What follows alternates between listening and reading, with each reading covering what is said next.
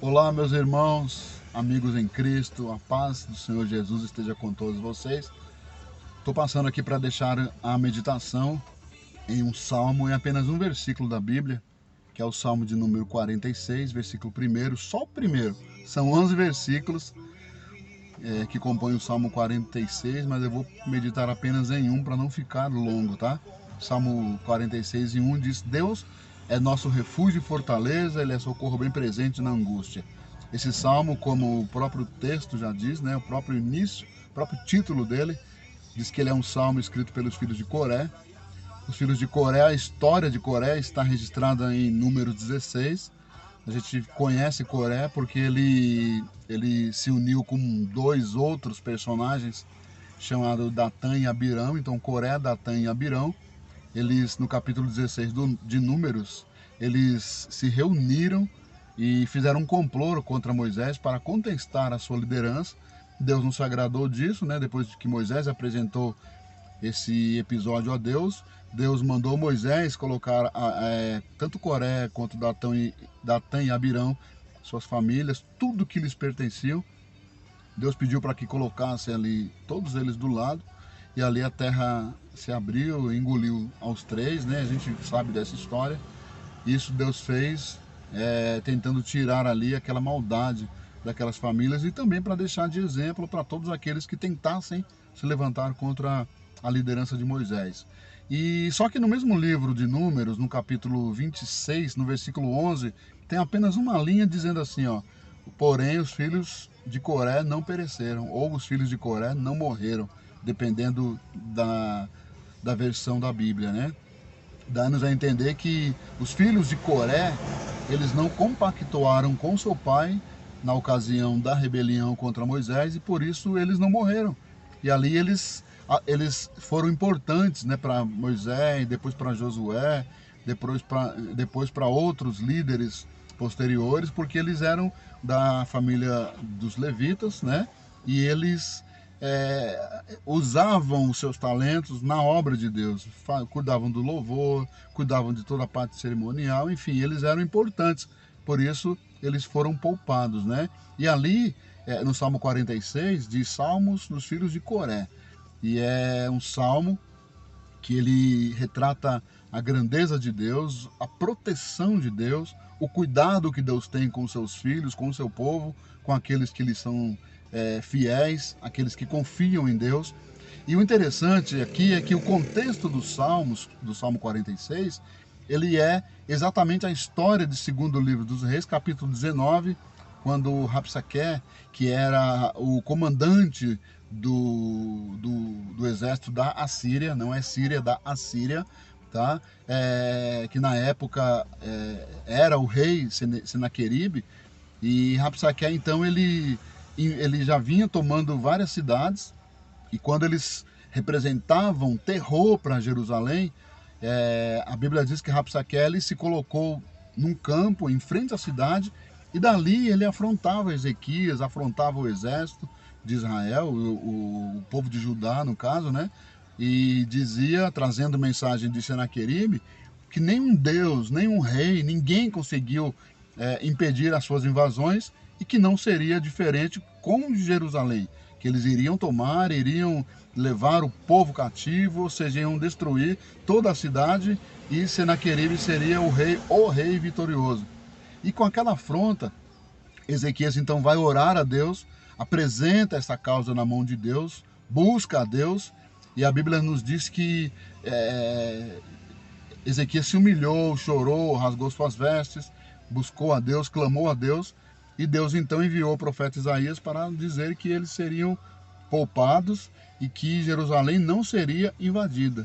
E quando o exército do rei Senaqueribe tentou invadir Jerusalém, a Bíblia nos diz que apenas um anjo, ele entrou ali no arraial dos assírios, um anjo sozinho matou 185 mil soldados. Senaqueribe então desmontou seu acampamento e saiu fugido.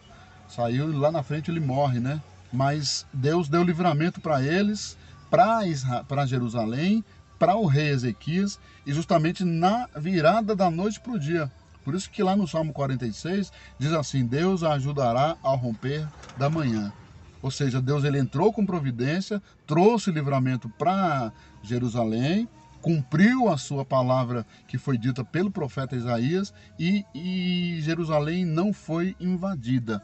Então esse é o contexto do Salmo 46, que diz que Deus é refúgio, fortaleza e socorro bem presente na hora da angústia. As cidades da época, elas tinham dois núcleos. O primeiro núcleo era do pessoal do campo, né? Aqueles que plantavam, enfim, que colhiam, que faziam as suas atividades campais. Existia um segundo núcleo, que era o núcleo urbano. Ali os irmãos cultuavam, os moradores faziam suas compras, compravam, vendiam, cultuavam, enfim. Quando o inimigo cercava a cidade, quem estava no campo vinha para a cidade, porque a cidade era fortaleza, né? Tinha suas muralhas, tinha os seus sentinelas que avisavam quando o inimigo se aproximavam. Enfim, quem estava dentro da cidade tinha segurança. Então o Salmo diz, Deus é nosso refúgio e fortaleza, ou seja, do mesmo modo como as cidades serviam de refúgio para quem vinha de fora se esconder nela, nós também como servos de Deus nos escondemos em Deus. Por isso que ele é refúgio, ele nos guarda, ele nos dá amparo. Deus também é fortaleza, ou seja, ele é a nossa torre forte, a nossa torre alta, onde o inimigo não nos alcança. Lembrando também que quando se fala em fortaleza, é o lugar onde nós remuniciamos a nossa arma, as nossas armas, na verdade.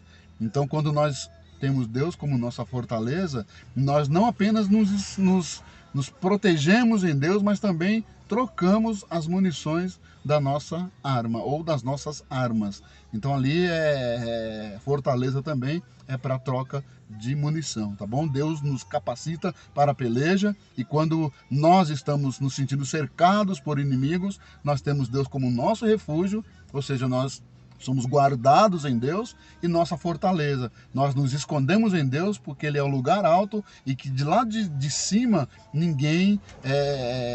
Deus nos guarda e ninguém consegue chegar lá em cima para nos alcançar. Então Ele também é nossa fortaleza. E também diz que Ele é socorro bem presente na hora da angústia, na hora da tribulação, ou seja, na hora que nós mais precisamos, Deus é nosso refúgio, fortaleza e socorro bem presente na angústia. Sabe quando o meliante, o marginal vai assaltar alguém com a intenção não apenas de assaltar, mas também de matar?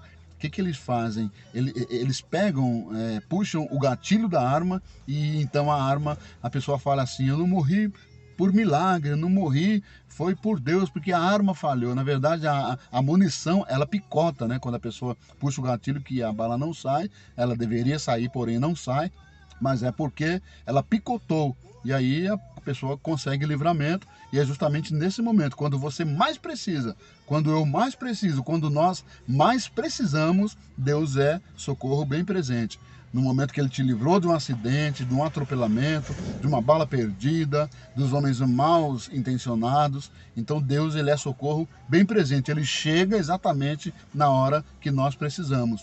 Sabe aquela história que a pessoa fala assim, Deus escreve certo em linhas tortas? Não existe, né? Deus ele é poderoso, tão poderoso que Ele endireita a linha para escrever certo. Deus escreve certo em linhas certas. Então assim, Deus ele não chega atrasado, sabe? Deus não atrasa e nem adianta. Ele é exatamente socorro bem presente na hora que nós mais precisamos. Enfim, o Salmo tem 11 versículos, mostra-nos a grandeza de Deus, né? E o que eu acho interessante é que ele fecha dizendo, o Senhor dos exércitos está conosco, o Deus de Jacó é o nosso refúgio. Ele é aquele que guardou Jerusalém, que deu vitória a Ezequias, a todo o povo de Jerusalém, que confiou em Deus, que supriu, né? Porque quando as cidades elas eram cercadas, a primeira coisa que o inimigo fazia era entupir poços, entupir as fontes para que não tivessem águas, né? Não fornecesse a água e enfim os inimigos venciam os sitiados por eles não terem mantimentos, não terem água. Afinal ninguém consegue sobreviver sem água. Então Ezequias, ele sabendo disso, que ele seria o próximo a ser cercado por Senaqueribe, ele então providenciou, ele desviou as águas de um único rio que abastecia a cidade, e então ele fez os aquedutos, e foi justamente em frente ao aqueduto que o inimigo se colocou para afrontar Ezequias. Ele fez um desvio de águas do principal rio de Jerusalém para abastecer o que chama ali embaixo das fontes de Siloé.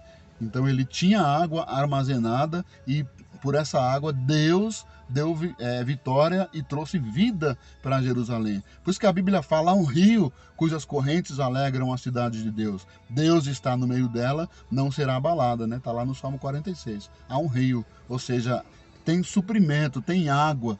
Então não adianta o seu inimigo te cercar, te afrontar, tentar te deixar para baixo, tentar te destruir. Não, você tem a segurança de Deus como refúgio, fortaleza, socorro bem presente, e você também tem água. Deus vai suprir você, você não vai ter fome, você não vai ter sede, e você vai ser vitorioso juntamente com toda a sua família. Deus abençoe a todos, em nome de Jesus.